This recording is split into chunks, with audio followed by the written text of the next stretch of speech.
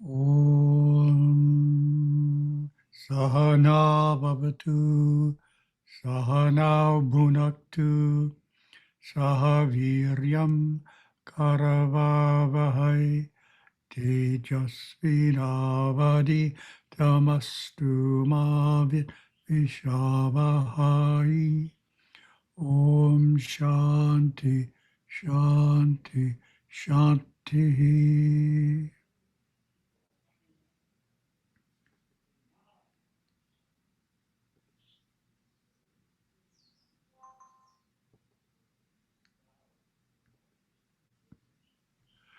Okay, so here we go.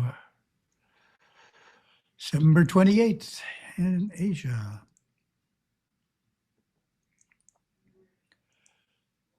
And the first topic is Yoga Sutras. There's our book, and we are in chapter 1 still.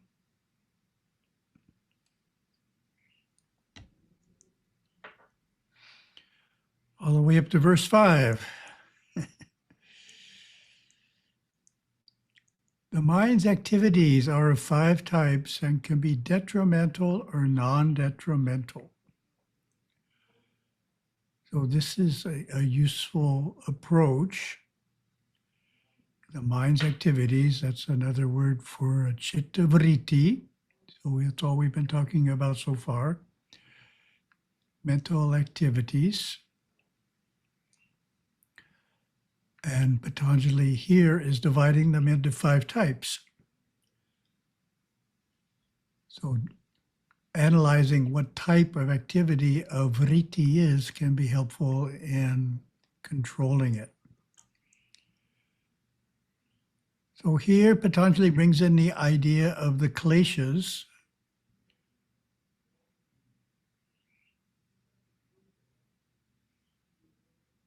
So vrittis are these mental modifications that arise from these afflictions and thus contribute to suffering and spiritual ignorance. So if you don't know what the kleshas are, you'll have to wait. It comes up in a few verses later on. But basically, these are, it's translated as afflictions. That which keeps us in bondage, really. And it would be easier to read if I put on my glasses, which I just did. Conversely, aklishta, non-afflictive vrittis, are those modifications of the mind that are not based on the kleshas and therefore do not lead to suffering, instead potentially contributing to a state of clarity, understanding, and eventually liberation, which is the goal.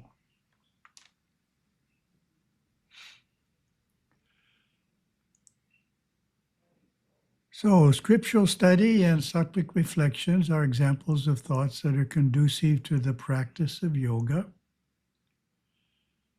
So, showing how reading scriptures is very helpful. Rajasic thoughts of worldly attraction or repulsion are detrimental to yoga practice.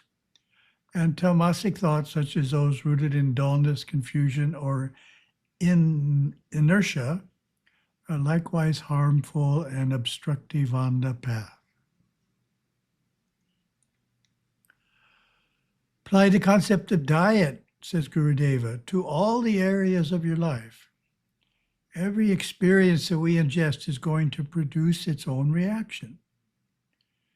In surveying our own internal balance of tamasic, rajasic, and sattvic tendencies, we need to apply the power of discrimination so that everything we take into our mind and body can be easily and harmoniously digested and assimilated.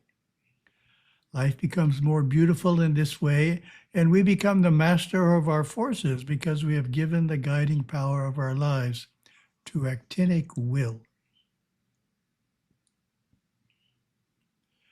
Verse 6. They are valid cognition, misapprehension, conceptualization, sleep, and memory. This sutra defines the 5 categories of vrittis, mental modifications or activities, that the mind can engage in. This 5-fold division of mental activities provides a useful categorization system for analyzing and subsequently restraining one's thoughts. Patanjali implies that all movements of the mind can be identified as one of these 5. Then we get Gurudeva's comment.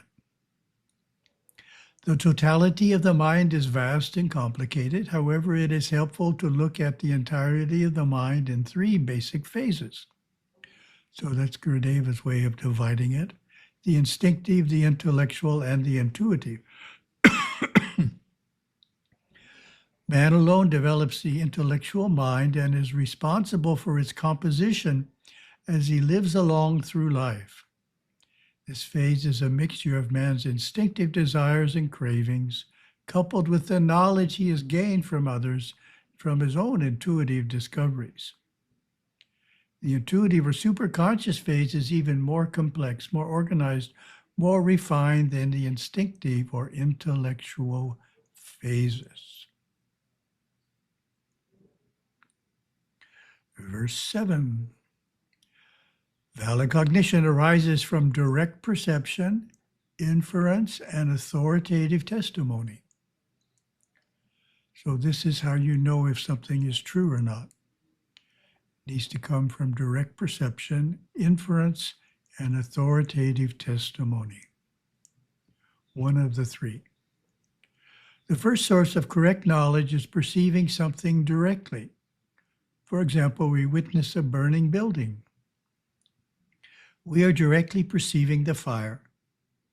Secondly, if the building were far away, we might only see the smoke, from which we could infer that there's a fire. We could also meet someone we trust who tells us about the fire, thus receiving knowledge based upon authoritative testimony, which is the 3rd source. Patanjali's use of the Sanskrit word agama is alternately understood as referring to scripture as the 3rd source of right knowledge. And Gurudeva. Veda, from vid to know, means supreme wisdom or science. Similarly, agama, which names the sacred sectarian revelations, means descent of knowledge. The Vedas and Agamas are eternal truths transmitted by God through great clairaudient and clairvoyant rishis. They are Hinduism's primary and most authoritative scriptures, expounding life's sacredness and man's purpose on the planet. Tirumandaram lauds 2 of the scriptures that Lord Shiva revealed, the primal Vedas and the perfect Agamas.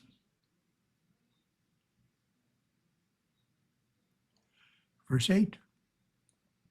Misapprehension, having no basis in an object's nature, is false knowledge.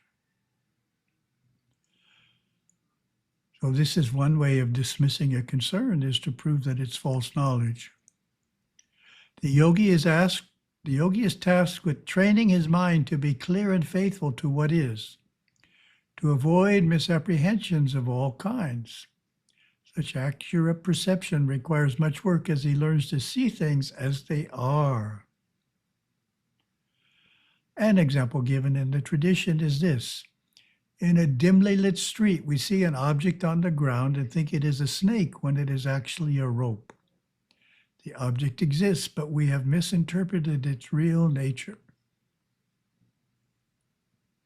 And Gurudeva, when you begin to sense this changeless existence within, your intuition begins to awaken, and if you function through the use of your intuition, you are able to clear many misunderstandings about the experiences of life.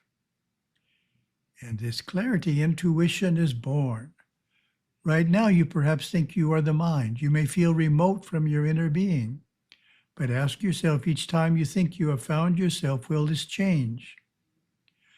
You will find that every image you hold of yourself is subject to change. Even your soul or your superconscious mind is subject to change through evolution and therefore is impermanent. Only the self, the very core, is eternal, the same, eternally real. Verse 9. This is a third type of knowledge. Conceptualization arises from verbal knowledge and lacks an actual object. He also highlights that vikalpa, which is often translated as imagination, involves mental constructs derived from language and knowledge that do not correspond to tangible realities. They are neither empirically true nor outright false, but exist as products of verbal and mental formulations. For example, we say the Purusha is uncreated. We are attributing a characteristic to the Purusha. However, this characteristic is merely conceptual, as it denotes the absence of creation rather than a tangible quality. Such attributions are considered vikalpa as they exist only in words without an actual object. The intellect, strengthened with opinionated knowledge, is the only barrier to the superconscious. So that's a beautiful statement by Gurudeva there. I'll repeat it. The intellect, strengthened with opinionated knowledge, is the only barrier to the superconscious. So I look at the intellect like a computer attached to the internet. So if the user of the computer is mature and in control, then what's produced by being attached to the internet is useful. But if not the case, then it can just really be a waste of time and not produce anything positive. So that's like the intellect. We have to be in control of the intellect, like we have to be in control of our use of the computer. We can't let the intellect control us. Gurudeva continues, opinionated knowledge can be harmful, for it is strictly of the subconscious realm of the mind. It is stored away in an effort to set up some security for the conscious and subconscious states of mind, something for them to cling to and lean upon. That is the opinions of others, intellectual assertions made on happenings of the past based on only what the eye and ear have received. This well-formed barrier makes it possible for the mind to convince itself of anything outside of reason or within the realm of reason. It manufactures a large percentage of the world's so-called thinkers. When, however, you ask them their own opinions, they only reformulate opinions of others and culminate them into one of their own. This makes one think that by this rearrangement of knowledge, the thinking process has been stimulated. However, it is not. It has only run its natural course and is conditioned only by the faculty of memory. That was a long one. But opinionated knowledge, very important concept from Gurudeva. Verse 10, sleep is the mental activity based on the awareness of absence. Commentary. This sutra is, according to Vyasa, referring to deep, dreamless sleep, the tamasic condition called abhava, which is translated as absence, void, or the absence of phenomenal existence. Commentator Bryant makes the astute point that consciousness is present and fully aware even in sleep, which has no content, no dream element. It does not cease in the absence of objects. And Gurudeva. When japa is well performed and a sincere desire is maintained to transcend the forces of the physical body and enter into the astral schools of learning, the aspirant would have dreamless nights. A deep sleep would prevail. There may be a few seconds of dreaming just before awakening, to which one should not pay any attention as the astral body quickly re-enters the physical. But a deep dreamless sleep is in itself an indicator that the Purusha is totally detached from the physical forces and totally intact and functioning in the Devaloka. The Mauryan Academy is an academy in the Devaloka in which rishis of the Nandinada Sampradaya teach, help, and guide tens of thousands of devotees of God Shiva who have been influenced by the words and teachings of our Sampradaya. Getting toward the end here. Verse 11, remembering is the retention of things experienced. So if we classify something as a memory, then we'll learn how to deal with it in specific ways. Memory is deeply entwined with all experience, tying together past and present. For the yogi, memory, which resides mystically in the Muladhara chakra, must be cognized and harnessed, which requires control of the forces of the base chakra. Patanjali invites us to reflect on our memories as actual things, as objects of our experience. And Gurudeva, do not be afraid of the subconscious. It is useless to be afraid of the past. If memories come up from the subconscious as if they happened yesterday, and you begin reacting emotionally and even physically all over again, say to yourself, welcome, welcome, welcome, memory from the past. My goodness, you're shaking my emotional body. I remember going through these emotional states years ago, and here we are reliving this film over again. But now I am on the spiritual path to enlightenment. I am the self. One day I'm going to realize it fully. So we got through that part. Let me path to Shiva.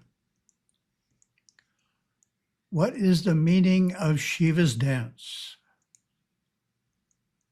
How would you answer that question?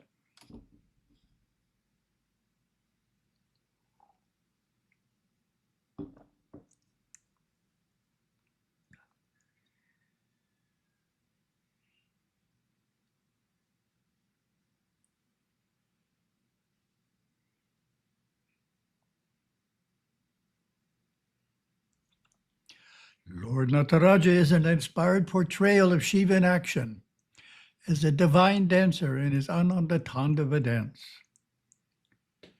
This is his dance of creation, preservation, and dissolution, a performance constantly taking place within each of us and within every atom of the universe at every moment in time.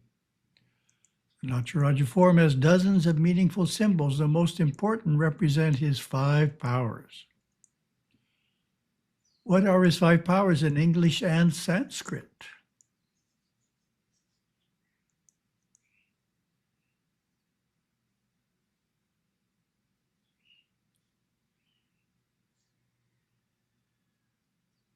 See how your Sanskrit is.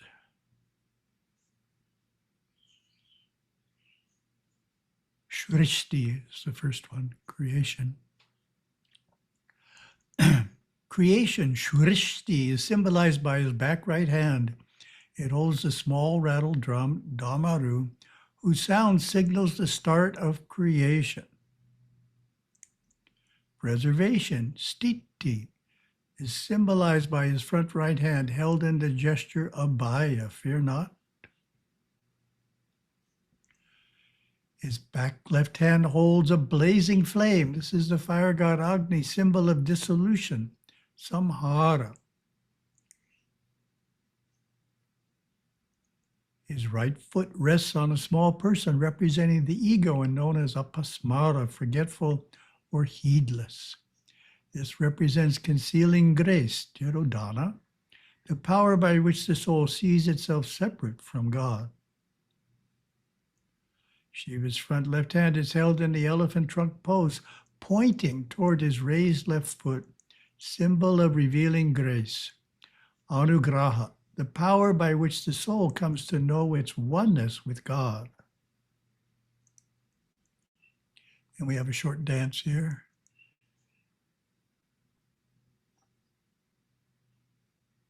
On his forehead is the third eye, which sees everything, past, present, and future. While the dance is incredibly powerful, indicated by the strands of his hair flailing out in all directions, Shiva remains poised and peaceful. The ring of flames, Tiruvasi, symbolizes universal consciousness, the hall in which Shiva dances. Shiva's left earring is feminine, the right earring is masculine. It's a subtle point that sometimes forgotten. Tend to think of Nataraja as male, but that's not the case. These remind us that God embraces both male and female. At the top of the Tiruvasi is Mahakala, a great time, another form of God Shiva, who creates, transcends, and devours time. The snake adorning Shiva's body symbolizes Kundalini, the spiritual force within the spine. Then we have our Yogaswami quotes from words of our master.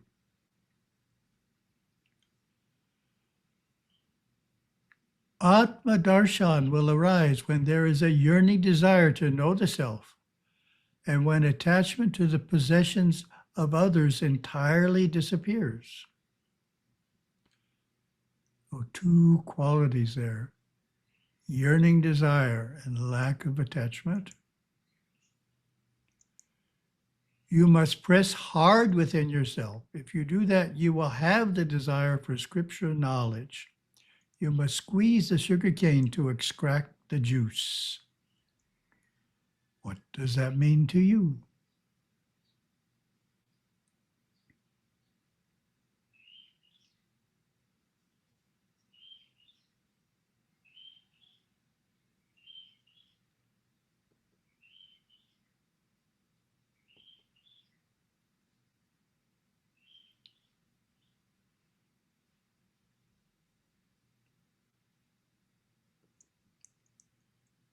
Yogaswami is stressing that you need a strong desire to know the self, need to eliminate any attachment to the possessions of others.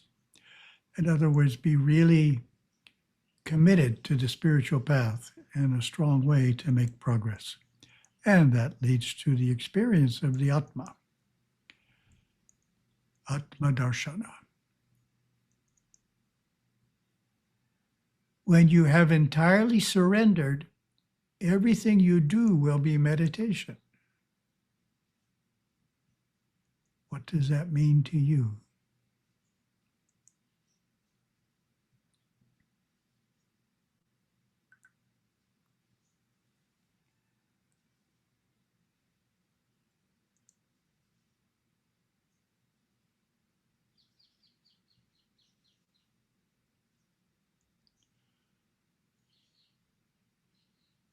The thought that struck me is when you see everything you and others are doing as Shiva's dance, that puts you in a meditative state.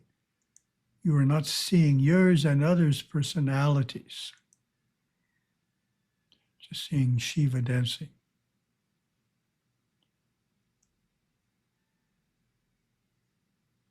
God and I are inseparable. Therefore, it is necessary to keep pure this body, which is his temple.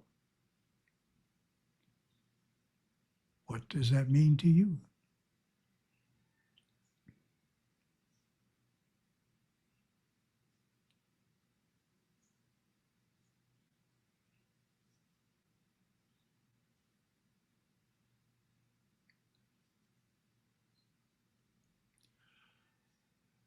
When we think of the body as a temple, we naturally live in a more refined way. If we just think of it as a physical organism, it's a temple. I'm living in a temple. Oh, thank you very much.